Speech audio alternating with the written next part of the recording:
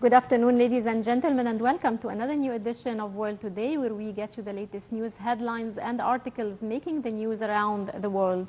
And we start off with Ahram Online.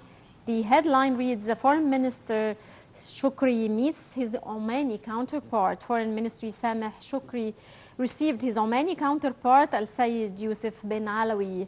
Foreign Ministry spokesman Ahmed Abu Zaid said that the visiting Omani official stressed on his country's support to Egypt and President Abdel Fattah al-Sisi in light of the friendly relations that bind the two brotherly countries.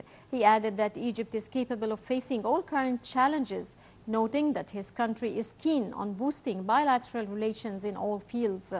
The meeting also tackled regional issues, especially the situation in Yemen, Syria, and Libya. And moving on to the World Bulletin, the headline reads, Arab League EU call for joint anti-terror fight.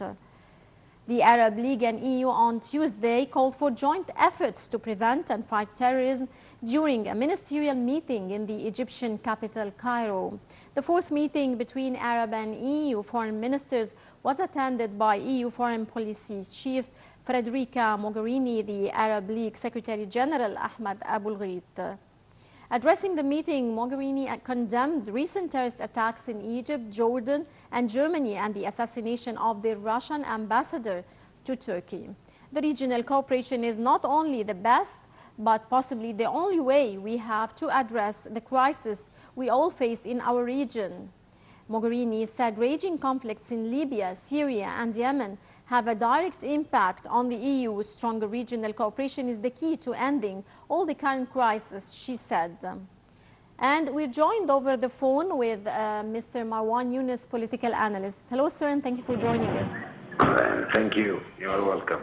Sir, how do you read the Arab League and the EU call for joint efforts to fight terrorism, especially that we're now hit by terrorism everywhere around the world? The whole world seems to be hit by terrorism, as we've seen the recent attack and the assassination of the Russian ambassador in Turkey.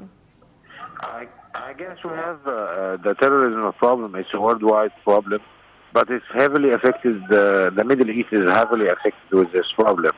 We have too many militias now, and also we have Daesh is splitting out to have many militias in many countries. Also, they are maximizing their effort in our countries to do some terrorist work. We saw in Jordan what happened in Kirk for killing cops and some Canadian tourists. But if we just relate the terrorism attacks to the Russian ambassador and what happened to him, I guess this action will get Russia to exercise more power in Syria and maybe to make some heavy fights there. But the main question, after the total, let's say, interference of Russia in whole the Syrian land, what will happen next? Will they stay in some ports that they have, military ports that they are renting from the Syrian government, or they will be expanding? Everybody is with to the Syrian state to stay on and to stay having power on all of the land. But also, what happened to the minister, I guess it's a point of, let's say, it's a benchmark for Russia in this war. So this is the war that we are all suffering from all over the world, and every human being around the world. We must fight it in many files, not only by army, by ideas also, we must fight also economically to cut off all the aid coming to this militias from any other country around the world. The other thing, if you want to have a real fight with terrorism, some people, some countries all around the world, they see terrorism in some areas terrorist and other areas are allied. So we must stop dealing with terrorism in separate pieces. We must deal as a general issue that we are facing all around the world. Not to use it politically in some area and another area you call it terrorist and to fight it. So it's very complicated. But without the Arabian will to get out this problem, I guess we cannot get out without a political agenda, a clear one, between all the Arab countries. We cannot get out of this war soon. Also, the interference of the other power all around the world, the United States, Russia, Turkey, Iran, all these other countries than Arab nations in the conflict. What will happen next? This is another question that we must solve it and answer it politically together in a round table. All the countries affected or dealing with this problem or fighting this problem, this main problem. So I guess it's about time to gather about a political solution for Russia, for Yemen, for Libya, and also to execute this solution all together as human beings, not much like Arabian or coming or American or Russians or whatever. It's the main problem for humanity. Right, sir, I will move on to the Gulf today, and I have another piece of news on Syria. The last Aleppo evacuation buses still waiting to leave besieged city. The last buses meant to evacuate rebels and civilians from Aleppo have been delayed for nearly 24 hours for reasons that are not clear, a UK-based monitor has said. Hello? Do you hear me? Yes, about the situation in Syria, what do you think is the way out of the current crisis in Syria?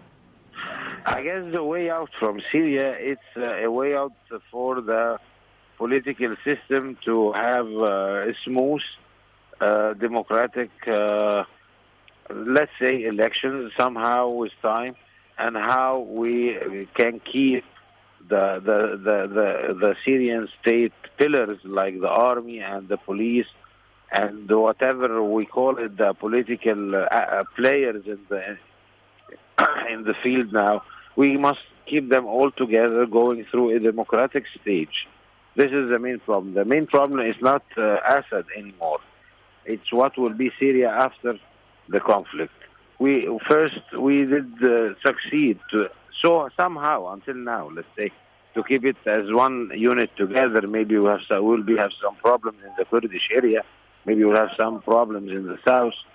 But let's say, all in all, we have it as one country until now. But after one country, how will the Syrian people will make a constitution that will prevent this happening again? How to prevent Daesh and the gunmen to stay there? How to prevent the traffic of weapons between everyone in Syria right now? We have many problems. The Syria cannot face it all alone. They must face it and backed up with all the international community, not the United States alone or Russia alone or Arab countries alone. So the transition of power is the main problem. I guess we have to talk about it from now, not to wait until another 2 years and we have things running the same again. And moving to another piece of news from the Daily Star, Daesh in Mosul targets civilians as it retreats. An international watchdog says Daesh militants in Mosul are deliberately targeting civilians who refuse to join them as they retreat ahead of advancing Iraqi forces. And moving on, of course, to the situation in Iraq, how do you evaluate the Iraqi government efforts to fight terrorism? The Iraqi problem is a little bit deeper than the Syrian. The Iraqi problem, they dissolve the army and they make it Shia and Sunni areas, and they have a constitution which is not, let's say, don't get us to state or normal state. It's a constitution describing the powers of each part of Syria and each nation. So Iraq, sorry. So this is the main problem that is making the fight taking a little bit long. Because if you take a deep look in Mosul, we'll find this is an area who, if we want to get Daesh out, we must use some Shia militias that Iran did send to the government of Iraq. This is not totally accepted by all Iraqis. So this is why the fight is taking a little bit more time. But from the Daesh side, they don't believe in any humans except themselves. They feel everybody is like Their blood is open blood. They can kill anybody around the world, and they don't feel guilty. They feel they are making something holy and something good for God. So if they're having some problems, they're making some humanitarian problem in Mosul, in Aleppo, in whatever, this is what they will do, and this is what they believe in also. So I guess it's the usual scene for Daesh making this stuff. But in Iraq, it's a main problem. From my point of view, they must have a real hard negotiation, deep negotiation about the future, what we need from Iraq. Now we see and hear from many politicians around the world talking about reinventing the Kurdish state. If it will happen, let's say if it will happen, if Turkey just gives them some land and people, and Iraq gives them some land, and Syria also gives them some land, what the inclination or political inclination toward Russia or toward the United States will be a separate state, will be another, let's say, replica of Israel, but with a bigger dream to have a revenge. We don't know what will happen. So, as Arab, if you stay as, let's say, like they will make the first move, and we stay always the second move, and the reflection for what's happening, I guess it will be a main problem. Will be hurt a lot in the future. The Arab League and Arab countries and all the political, let's say, summit that you are making, I don't believe it's getting real toward any step toward a solution about any case. This is the main problem. We are just talking about the consequences, and we are talking about a humanitarian situation. Yes, we must talk about this part, but the main part, it's about tomorrow, what we will do. This is the main question that we never answer. We're always waiting for another country, or another, let's say, country to say to answer this question for us, and we will walk after that, as they say. This is the main problem. I guess it's about time to have our own will, and to regain our own will, and political will must be put on the table as Arab, not as Egypt alone, or Saudi Arabia alone, or Qatar alone. It's not good at all in the coming future. And moving on to the New York Times, Putin delays major media event to attend Karlov funeral. Russian President Vladimir Putin will attend the funeral of Moscow's ambassador to Turkey, who was assassinated in Ankara. A Kremlin spokesman confirmed on Wednesday. Dmitry Peskov was quoted in a report by Russian news agency TASS saying Putin had postponed his annual solo news conference to attend Andrei Karlov's funeral. Sir, what are the impacts of such an attack on the Turkish-Russian relations, in your opinion? Russian from the Russian point of view, when they make a move, they did talk about Daesh and exercising more power in this war. I guess the reflection will not be on Turkish land, but will be on Syrian land. But if we see Russians gaining more power and getting more cards in this political solution, it means that Turkey and the United States is losing these cards in the negotiation.